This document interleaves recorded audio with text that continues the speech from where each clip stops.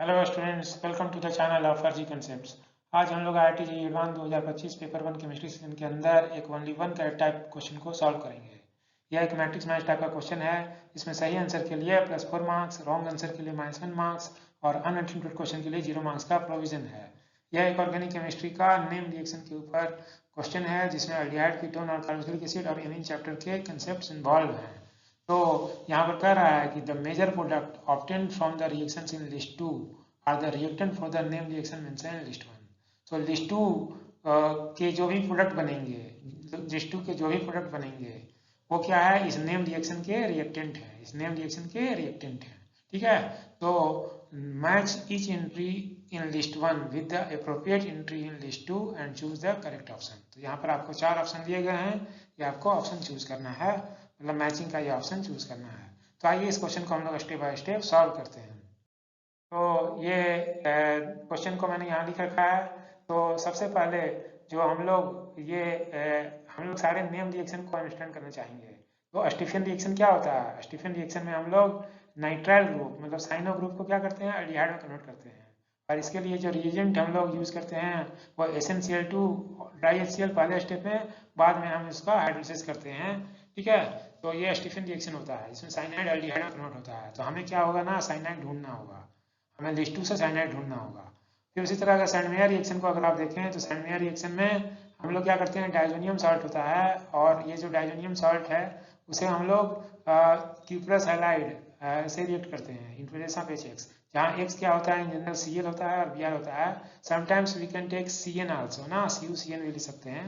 तो यहाँ पर क्या होता है ना, यहाँ पर का जो X था, यहाँ पर का जो X था वो X क्या होता है, वो डायजोनियम को हटाकर वो रिप्लेस हो जाता है। तो हमें यहाँ पर क्या सर्च करना होगा ना कि लिस्ट 2 से हमें डायजोनियम बनना चाहिए। ठीक है, तो वो सैंडमेयर रिएक्शन होगा। ठीक है, थर्ड रिएक्शन जो है आपका हॉफमैन ब्रोमाइड डिग्रेडेशन रिएक्शन। सो हॉफमैन ब्रोमाइड डिग्रेडेशन रिएक्शन में हम लोग क्या करते हैं, अमाइड को प्राइमरी एमीन में कन्वर्ट करते हैं। ठीक है, तो इसमें क्या होता है कि Br2 और NaOH के प्रेजेंस में रिएक्शन करते हैं। तो यहाँ हमें लिस्ट 2 से अमाइड ढूंढना होगा।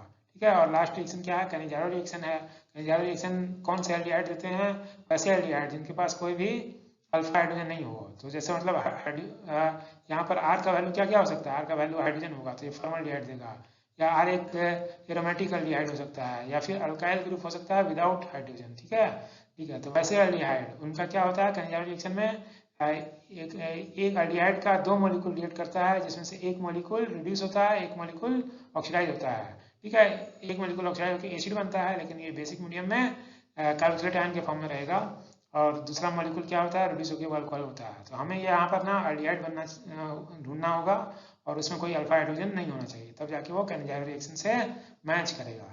ठीक है, आइए अब हम लोग क्या करेंगे ना, लिस्ट 2 के रिएक्शन नंबर 1 को देखेंगे। लिस्ट 2 के फर्स्ट ऑप्शन को देखें। तो यहाँ पर क्या है ना कि ये देखिए बेसिकली टॉल्यून पर, ये टॉलिन पर आप क्या कर रहे हैं, क्रोमाइल क्लोराइड और से रिएक्ट कर रहे हैं, उसके बाद हाइड्रोलाइसिस कर रहे हैं। तो ये एल्डिहाइड कीटोन और कार्बोक्सिलिक एसिड के NCERT का ये डायरेक्ट पार्ट है। तो ये पार्ट अगर आप देखें तो ये क्या है ना आपका ऑक्सीडेशन ऑफ मिथाइल बेंजीन। तो ये प्रिपरेशन ऑफ एल्डिहाइड के अंदर ऑक्सीडेशन ऑफ मिथाइल बेंजीन से आप क्या बनाते हैं ना, एल्डिहाइड बनाते हैं। तो इसमें क्या होता है, ये जो टॉलिन है, टॉलिन आपका रिएक्टेंट यहाँ दिया हुआ है, टॉलिन पर आप chromyl chloride in carbon disulphide solvent, chromyl chloride in the presence of carbon disulphide solvent, ये जब रिएक्शन करते हैं तो पहले क्रोमियम का कॉम्प्लेक्स बनता है। ठीक है, उसके बाद जब उसका हाइड्रोलिसिस करते हैं तो क्या हो जाता है, वो हाइड्रोलाइज होकर बेंजोल्डिहाइड दे देता है। तो और इस रिएक्शन का नाम क्या है, इस रिएक्शन का नाम क्या है, ईटार रिएक्शन है। इस रिएक्शन का नाम ईटार रिएक्शन है। ठीक है, तो जस्ट मैं यहाँ पर आपको हम लोगों ने प्रोडक्ट आइडेंटिफाई कर लिया, इसका प्रोडक्ट क्या है, ये ईटार रिएक्शन का प्रोडक्ट है, और ये क्या है, बेंजोल्डिहाइड है। लेकिन ये मैं जस्ट आपको क्रोमाइल क्लोराइड का स्ट्रक्चर ऐसा होता है, और ये जो क्रोमियम कॉम्प्लेक्स है ना, क्रोमियम कॉम्प्लेक्स को अगर मैं एक्सपेंड करके दिखा दूँ तो ये ऐसा होता है। ठीक है, तो ये क्रोमाइल क्लोराइड का पार्ट है। CrO2 यहाँ 2 O यहाँ पर है। ठीक है, और ये वाला H जो है ना वो यहाँ हाइड्रोजन का H है। ठीक है, तो ये कॉम्प्लेक्स बनता है, क्रोमियम कॉम्प्लेक्स बनता है। तो हमारा प्रोडक्ट क्या हो गया, हमारा प्रोडक्ट क्या है, बेंजोल्डिहाइड है। प्रोडक्ट क्या है, बेंजोल्डिहाइड है। ठीक है, तो बेंजोल्डिहाइड अगर हमारा प्रोडक्ट है तो एल्डिहाइड, तो बेंजोल्डिहाइड क्या है, एरोमेटिक एल्डिहाइड है। और एल्डिहाइड रिएक्टेंट कहाँ पर है, एल्डिहाइड रिएक्शन सिर्फ हमारा कनिजारो में दिया हुआ है। ठीक है, कनिजारो में है जो कि एरोमेटिक एल्डिहाइड है, तो यह कनिजारो रिएक्शन जाएगा। तो इसके बेसिस पर हमारा ऑप्शन एस का मैच किससे हो जाएगा, 1 से हो जाएगा। ऑप्शन ए इसका मैच 1 से हो जाएगा। ठीक है, अब हम लोग क्या करेंगे ना, लिस्ट 2 का ही लिस्ट 2 के सेकंड रिएक्शन को देखेंगे। सेकंड रिएक्शन में क्या है, हम रिएक्शन स्टार्ट कर रहे हैं बेंजोइक एसिड प्लस PCl3। तो इसी कार्बोक्सिलिक एसिड चैप्टर के अंदर ये बेंजोइक एसिड का रिएक्शन आप क्या कर रहे हैं, PCl3 से कर रहे हैं। तो ये क्या होगा ना कि जब आप PCl3 या PCl5 यूज करते हैं तो ये क्या होता है, एसिडल OH ग्रुप का OH हटकर क्या लग जाता है, Ca लग जाता है। तो ये एसिड क्लोराइड बन जाएगा। ये क्या बन जाएगा, एसिड क्लोराइड बन जाएगा। तो ये हम लोग यहाँ पर एसिड क्लोराइड बना देंगे। यहाँ पर हम लोग एसिड क्लोराइड बना देंगे। एसिड क्लोराइड, उसके बाद सेकंड स्टेप ऑफ रिएक्शन में क्या डाला है, अमोनिया डाला है।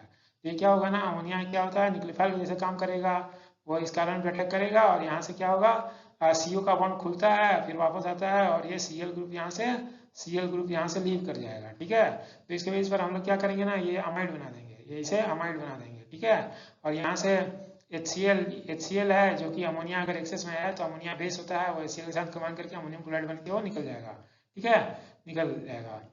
तो यहाँ पर हम लोगों ने अमाइड बना दिया। फिर तीसरे स्टेप में क्या करना है ना, हमें P4O10 और हीट करना है। P4O10 और हीट करेंगे तो हम लोग को पता है कि P4O10 क्या होता है, डिहाइड्रेटिंग एजेंट होता है।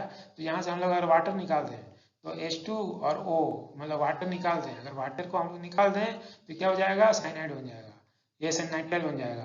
तो ये क्या हो गया, बेंजोनाइट्राइल हो गया। तो नाइट्राइल हमारा पर कहाँ, तो ये बेंजोनाइट्राइल हमारे यहाँ पर ये रिएक्शन स्कीम 2 का ये प्रोडक्ट है।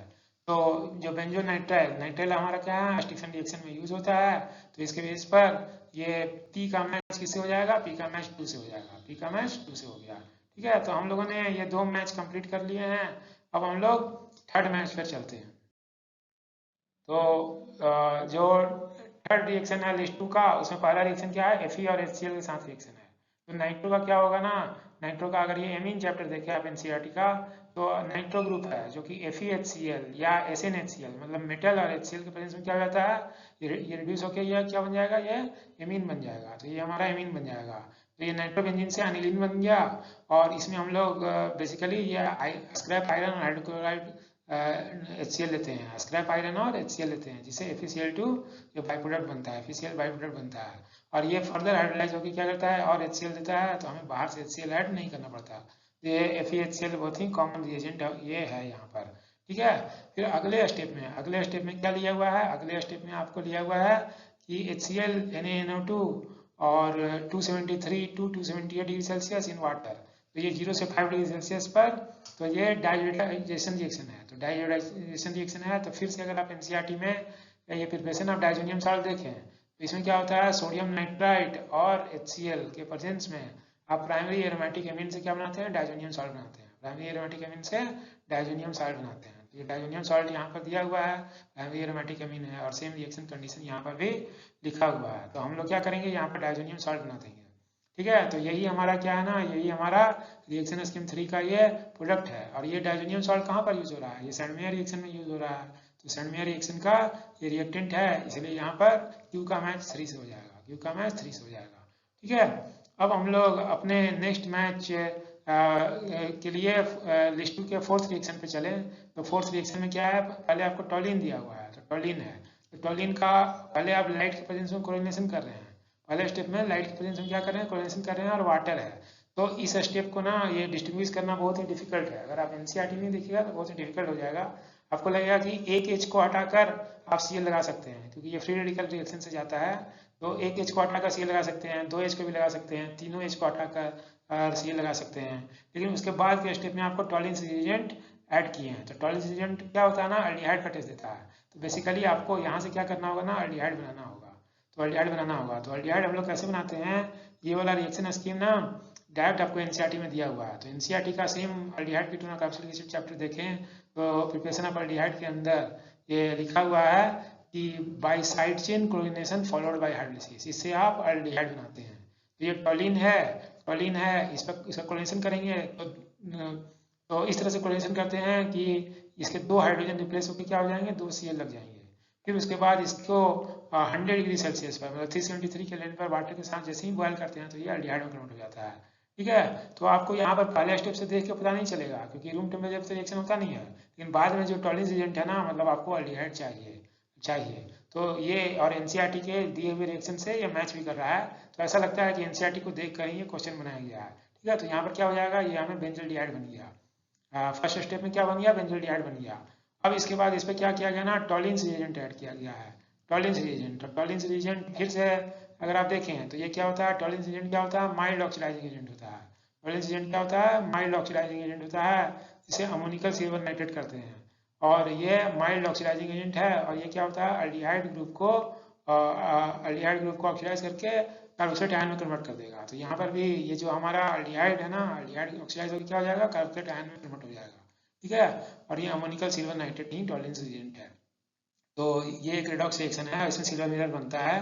ठीक है, तो हम लोगों ने ये टॉलिन्स रिएजेंट के बाद का प्रोडक्ट आइडेंटिफाई कर लिया। अब ये जो थर्ड जो रिएजेंट है ना, नेक्स्ट रिएजेंट जो है वो SOCl2 का जो रिएजेंट है, तो वो इन जनरल आपका NCERT में नहीं है और बहुत सारे कॉमन बुक्स में नहीं है। लेकिन यह क्या है ना, यह क्या है, ये कॉमन रिएक्शन है, जिसमें क्या होता है कि कोई भी अगर आप कार्बोनेट साल्ट, मतलब ये कार्बोक्सिलेट साल्ट जैसे यहाँ पर कैल्शियम कार्बोक्सिलेट साल्ट है, तो इस पर SO2Cl2 डालेंगे, तो यहाँ पर क्या होगा ना कि वो जो सॉल्ट है वो COCl मतलब एसिड क्लोराइड में कन्वर्ट हो जाता है। ठीक है, एसिड क्लोराइड में कन्वर्ट हो जाता है। तो ये जो रेफरेंस है, ये आपका IL फिनार वॉल्यूम 1 का रेफरेंस है, जो कि पेज नंबर 257 में ये दिया हुआ है। ठीक है, और चैप्टर का नाम भी मैंने यहाँ लिख रखा है। इसमें क्या होता है कि ये जो कार्बोक्सिलेट आयन है, कार्बोक्सिलेट आयन का ये जो लास्ट वाला पार्ट है, ये हटकर क्या हो जाएगा, ये Cl लग जाएगा। तो इसके बेसिस पर एसिड क्लोराइड हम लोग बना देंगे। तो ये एसिड क्लोराइड बना देंगे। ठीक है, तो एसिड क्लोराइड ये हम लोगों ने बना दिया। फिर उसके बाद लास्ट स्टेप में क्या है, ये अमोनिया ऐड किया गया है। तो अमोनिया यहाँ पर आएगा, अमोनिया यहाँ पर आएगा, और ये क्या करेगा, अमोनिया फिर से कार्बोनिल पर अटैक करेगा, CO का बॉन्ड खुलेगा, वापस आएगा, और यहाँ से Cl क्या हो जाएगा, Cl माइनस बन के लीव हो जाएगा। ठीक है, तो यहाँ से क्या करेंगे, माइनस HCl करके हम लोग अमाइड बना देंगे। तो अमाइड बना देंगे, तो यहाँ हमारा प्रोडक्ट क्या बनेगा, यहाँ प्रोडक्ट हमारा अमाइड हो जाएगा, प्रोडक्ट हमारा अमाइड हो गया। तो अमाइड हम लोग कहाँ यूज कर रहे हैं, ये हॉफमैन ब्रोमाइड डिग्रेडेशन रिएक्शन का जो रिएक्टेंट है वह क्या है, हमारा अमाइड है। तो इसके बेस पर R का मैच किससे हो जाएगा, R का मैच 4 से हो जाएगा, R का मैच 4 से हो गया। ठीक है, अब हम लोग अपने लास्ट रिएक्शन स्कीम 5 को देखें, तो 5 में देखिए कि क्या है, कि अनिलीन है। पहले स्टेप में अनिलीन है, अनिलीन पर आप एसिटिक अनहाइड्राइड और pyridine दे रहे हैं। ठीक है, तो यहाँ पर देखिए डायरेक्ट NCERT का मैं पार्ट दिखाता हूँ कि अनिलीन का डायरेक्ट नाइट्रेशन करते हैं ना, तो 3 प्रोडक्ट बनता है और अच्छा यील्ड नहीं आता है। तो ऑर्थो वाला ही बनता है, मेटा वाला ही बनता है, पारा नाइट्रेशन भी होता है। लेकिन वे क्या है ना कि पहले आप उसे एसिटिक अनहाइड्राइड और pyridine के प्रेजेंस में एसिटाइलेशन कर दीजिए। तो यहाँ पर NH2 क्या हो जाएगा, यहाँ पर एसिटाइल ग्रुप लग गया, तो COCH3 एसिटाइलेशन कर दीजिए। फिर सेकंड स्टेप में, फर्स्ट स्टेप तो हो गया एसिटाइलेशन, सेकंड स्टेप में इसका नाइट्रेशन कर दिए। नाइट्रेशन मतलब लो टेम्परेचर पे नहीं नाइट्रेशन कर दिए। तो ये नाइट्रेटिंग मिक्सचर HNO3 H2SO4 और 288 केल्विन पे डालेंगे, तो ये क्या होगा, मेनली पारा नाइट्रेशन होता है। ठीक है, पारा नाइट्रेशन हो जाएगा। फिर थर्ड स्टेप में एक्वस NaOH डालेंगे, या फिर यहाँ पर भी OH माइनस या डाइल्यूट एसिड या डाइल्यूट बेस के प्रेजेंस में ये क्या होगा, ये आप क्या करेंगे, एसिटाइल ग्रुप को हटा देंगे, इसका हाइड्रोलिसिस करके एसिटाइल ग्रुप से वापस एसिटाइल ग्रुप हट जाएगा, और यहाँ पर फिर से आपको एमीन मिल जाएगा। तो अंत में आपने क्या बना लिया कि पारा नाइट्रो अनिलीन बन जाएगा। तो ये डायरेक्ट हमारा NCERT में दिया हुआ था, और ये तीनों स्टेप का कंबाइंड प्रोडक्ट क्या है हमारा, ये पारा नाइट्रो अनिलीन है। लेकिन ये पारा नाइट्रो अनिलीन ना रिएक्टेंट के तौर पर कहीं पर भी यूज नहीं हो रहा, तो इसका हमें लिस्ट 1 के किसी भी नेम रिएक्शन से ये मैच के रिएक्टेंट से मैच नहीं हो रहा है। ठीक है, तो ये सारे मैच हम लोगों ने कर लिए हैं। अब हम लोग मैच को एक बार देखेंगे, जो क्वेश्चन में दिया हुआ जो मैचिंग ऑप्शन है उसको देखेंगे। तो P का ऑप्शन क्या है, 2 3 4 1। सो यहाँ पर देखिए 2 3 4 1, तो ये B ऑप्शन से मैच हो रहा है। ठीक है, तो इसके बेस पर हम लोगों ने इस क्वेश्चन को सॉल्व कर लिया है, और हमारा ऑप्शन क्या है, 2 3 4 1, मतलब ऑप्शन नंबर B यहाँ पर हमारा ये करेक्ट आंसर है। ठीक है, so thanks for watching, thanks.